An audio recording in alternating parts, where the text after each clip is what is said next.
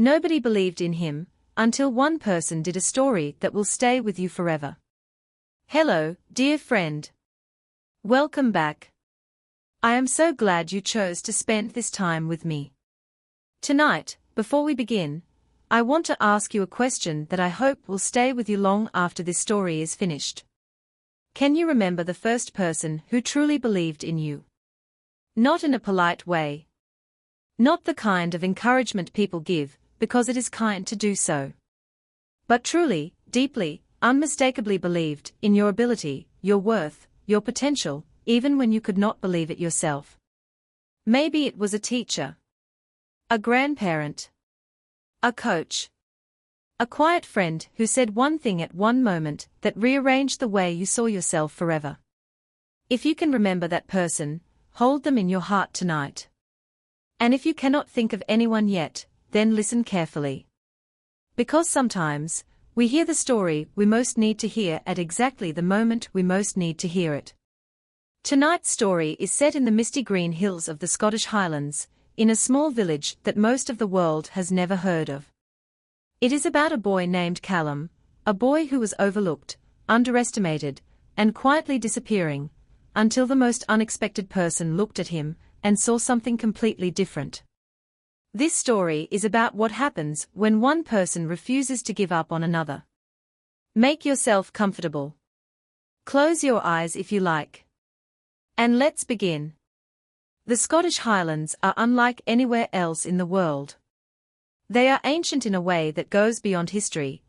A landscape of dark lochs and heather-covered hills and skies that change so quickly and so dramatically that standing under them for any length of time gives you the feeling that the weather is having an argument with itself.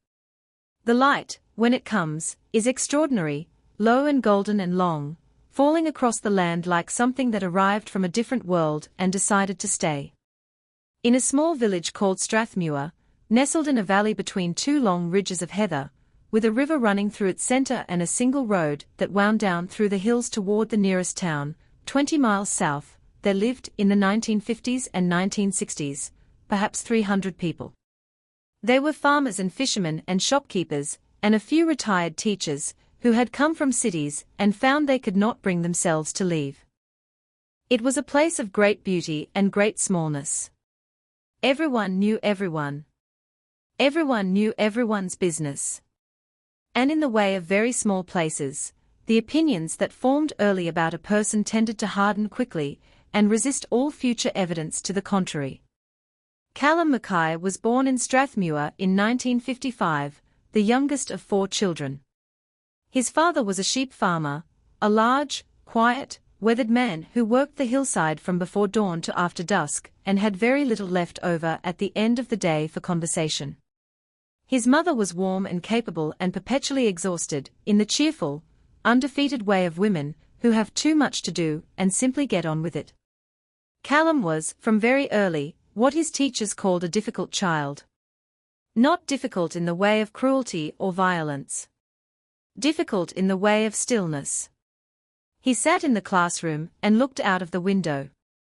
He did not finish his work on time. He did not follow the lesson when the lesson did not interest him, and very little of what happened in the classroom interested him at all. By the time he was 10, a general agreement had formed among the adults of Strathmuir, quietly, without announcement, the way such agreements always form, that Callum Mackay was not an academic boy. That he would work the land like his father. That expecting more was setting him up for disappointment. In the autumn of 1965, when Callum was 10 years old, a new teacher arrived at the Strathmuir village school. Her name was Miss Agnes Fraser. She was 31, from Edinburgh, with short dark hair and round glasses and a coat that was slightly too large for her and gave her, in certain lights, the appearance of a very determined owl.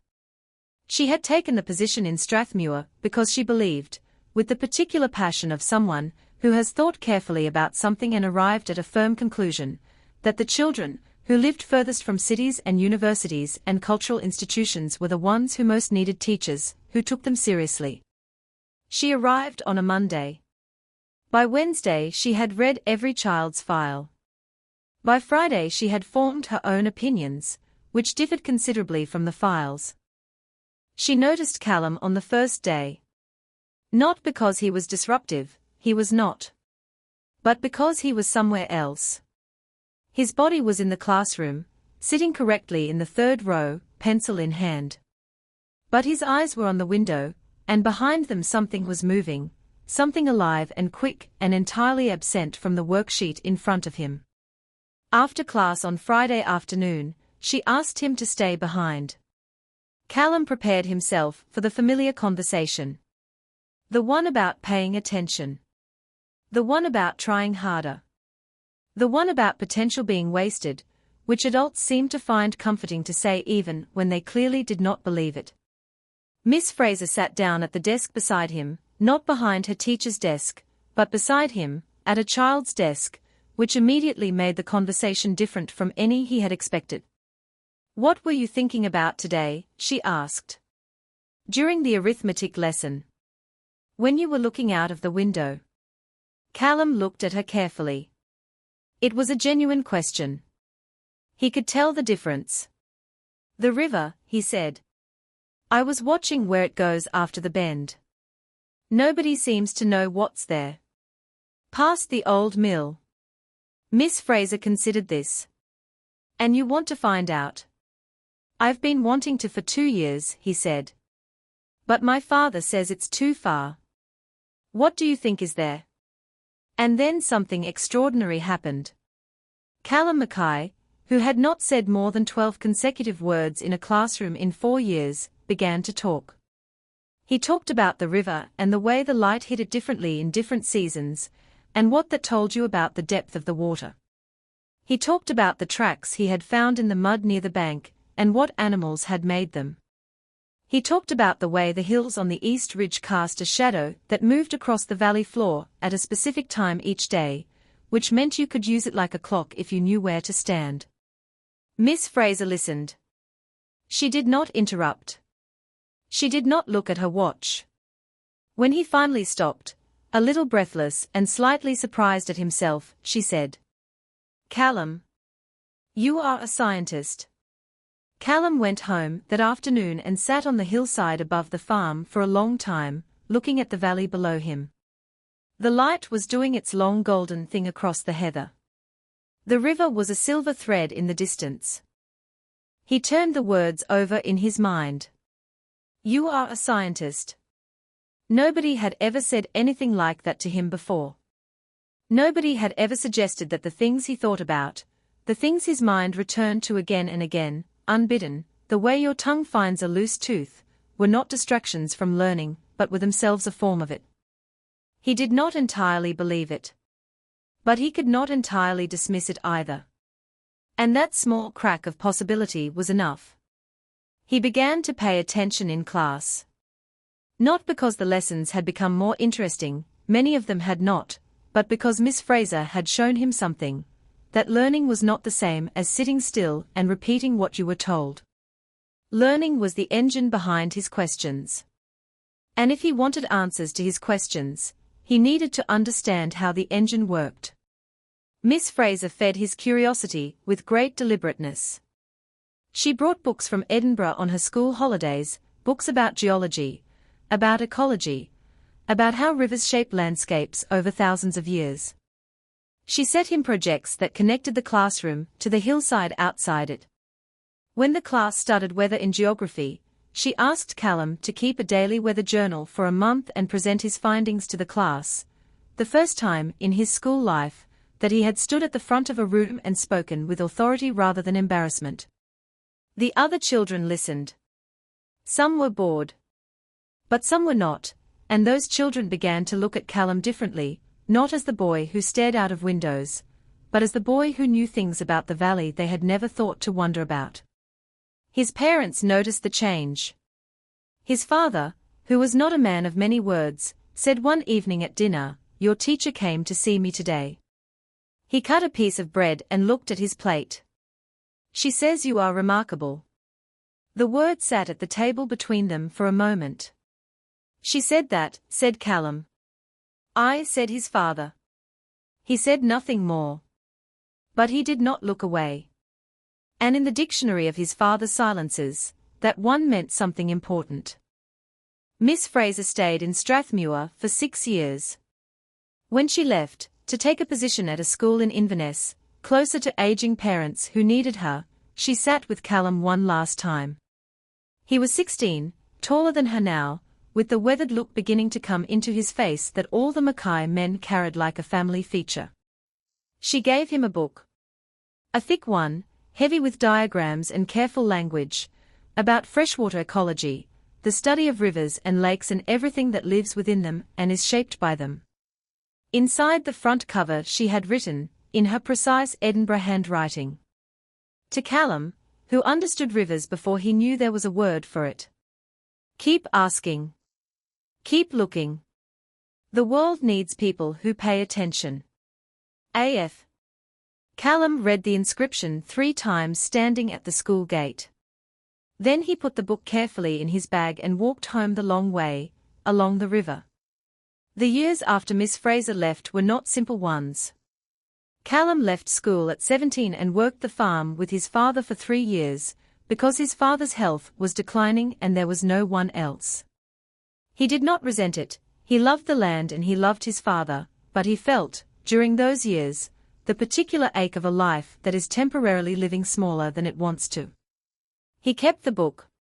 He kept the weather journal, now in its 4th volume.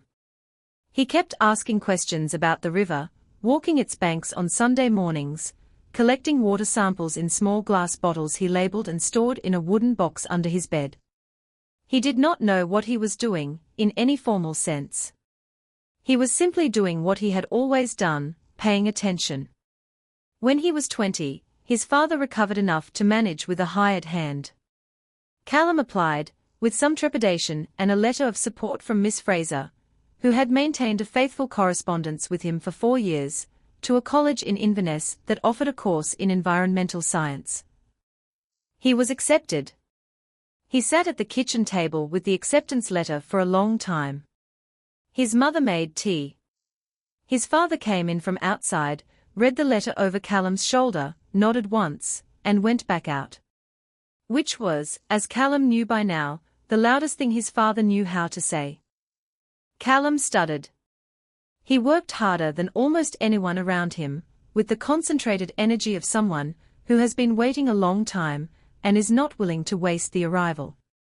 He struggled with some of the academic language, the formal writing, the structured arguments, but he had spent 15 years observing the natural world with extraordinary precision, and when it came to the actual science, to the collecting and the measuring and the understanding of what the data meant, he was, quietly and without drama, exceptional. He graduated in 1979.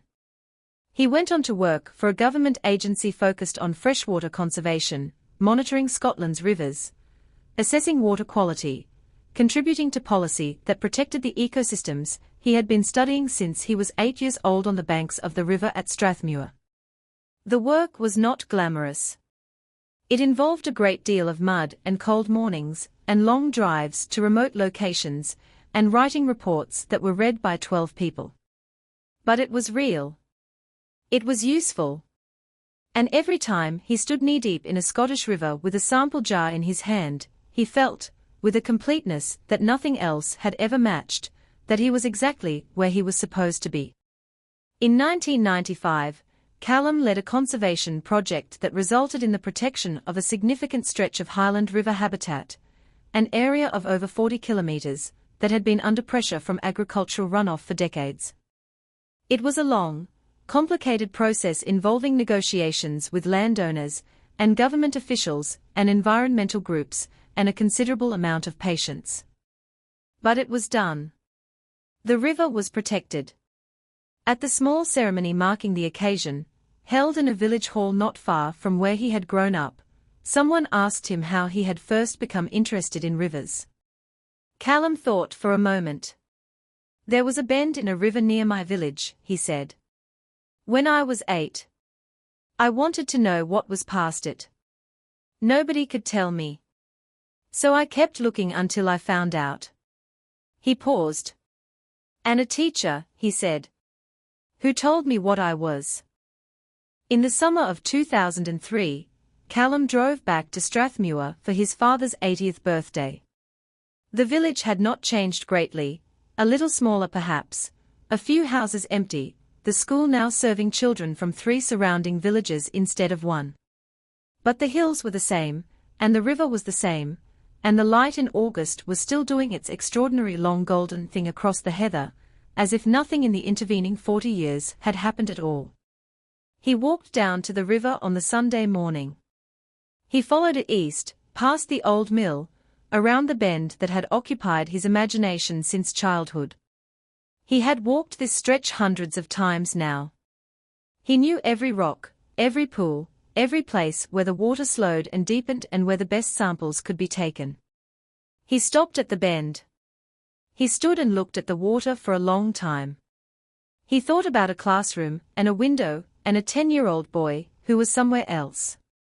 He thought about a woman in a too large coat, who sat down at a child's desk and asked a genuine question. He thought about 4 years of letters, and a book with an inscription, and a father who nodded once and went back outside, and a river that had waited patiently for all those years for him to arrive. He reached into his jacket and took out a small glass bottle, old habit, always prepared, and filled it with water from the bend in the river. He held it up to the morning light. The water was perfectly clear. One person who believes in you is enough to change the direction of an entire life. He put the bottle carefully in his pocket. He turned and walked back through the heather, toward the village, toward his father's house, toward the smell of tea and Sunday morning and the particular warmth of a place that has known you since before you knew yourself. The river ran on behind him, clean and clear, going wherever rivers go. He had protected that. He had spent his whole life protecting that. And it had started, all of it, with someone who looked at a boy staring out of a window and chose to ask what he was thinking about, instead of telling him to stop. Moral of the story. Every person carries something valuable inside them, something real and alive that is waiting to be recognized. It costs almost nothing to look at someone carefully and ask a genuine question. But what it gives them can last a lifetime. Be the person who looks. Be the teacher, the friend, the stranger who chooses to see. You may never know what you started, but something will grow from it. Something always does. Thank you from the bottom of my heart for listening tonight. Whether you are here to improve your English, to find a little peace at the end of a long day, or because you love a story that feels real and true, you are always welcome here. Always.